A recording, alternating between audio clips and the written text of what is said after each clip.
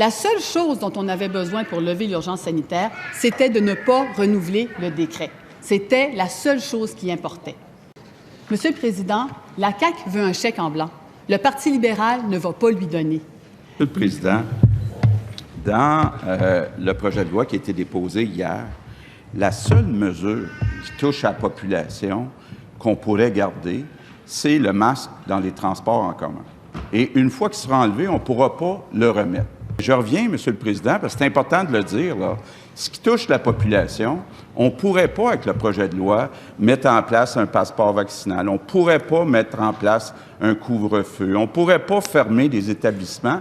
Donc, la seule chose qui reste, pour l'instant, c'est temporaire, c'est le masque dans le transport en commun.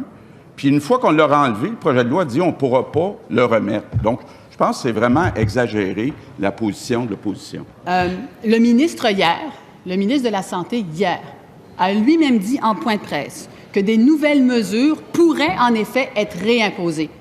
Monsieur le Président, ici, là, on entend tout et son contraire.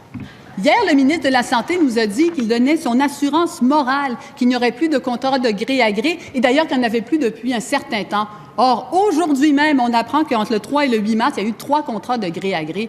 Ça vaut quoi, l'assurance morale de la CAQ? Monsieur le Président, le projet de loi, il n'est pas adopté.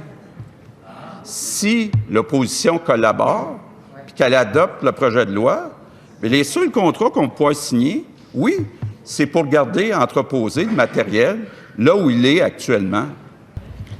Monsieur le Président, au mois de janvier, le premier ministre nous a promis qu'il travaillait sur une loi transitoire pour mettre fin à l'urgence sanitaire.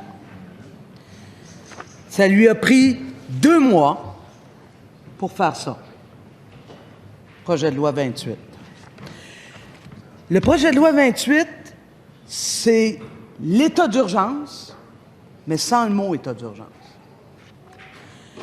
Pas de transparence, pas de consultation. Les contrats de gré à gré sont maintenus. Les conditions de travail des soignantes sont encore suspendues. Le gouvernement garde totalement son pouvoir discrétionnaire. Est-ce qu'il pense vraiment que je suis né de la dernière pluie, là? Pense pas.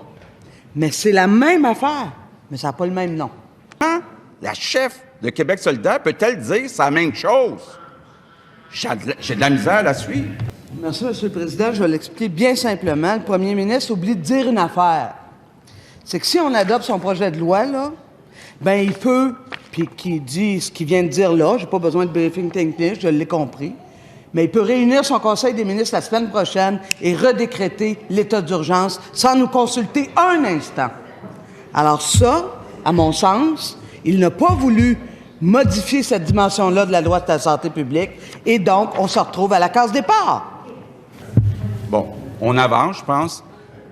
La chef de Québec solidaire vient de nous dire, effectivement, en vertu du projet de loi, on ne pourrait plus mettre des mesures qui touchent la population, mais elle dit, on pourrait remettre en place l'urgence sanitaire.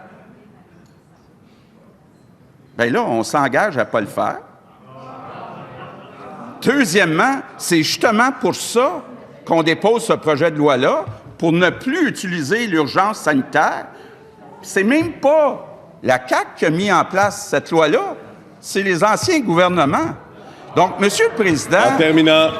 Monsieur le Président, ce qui est de plus en plus clair, là, c'est que le projet de loi... Deuxième complémentaire. Merci, Monsieur le Président. C'est exactement ce que je voulais démontrer. C'est-à-dire que, dans le fond, ce projet de loi-là, là, il ne change rien parce que la base de la démocratie qu'on demande depuis des mois, c'est que pour redécréter l'urgence sanitaire, vous gardez les mêmes pouvoirs que vous aviez parce que vous ne changez rien ici. Et en plus, c'est qu'on a 0 consultation. La population ne saura pas quand vous allez décider de relancer l'urgence sanitaire et de remettre des mesures sans notre accord.